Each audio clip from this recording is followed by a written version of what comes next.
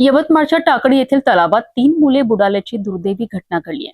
सायंकाळी 4 वाजताच्या सुमारास ही घटना घडली होती.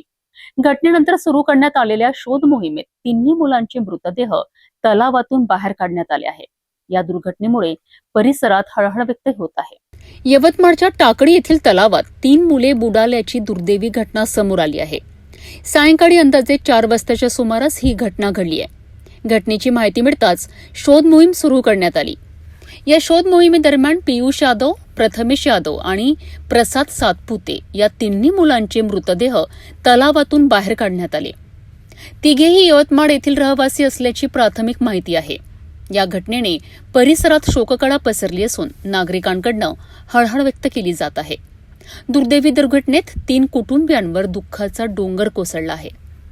टाकळी तलावातील या दुर्दैवी घटनेत 3 मुलांचा मृत्यू झाल्याने यवतमाळ परिसरात हळहळ व्यक्त होत आहे. घटनेबाबत पुढील तपास पोलीस करीत आहेत.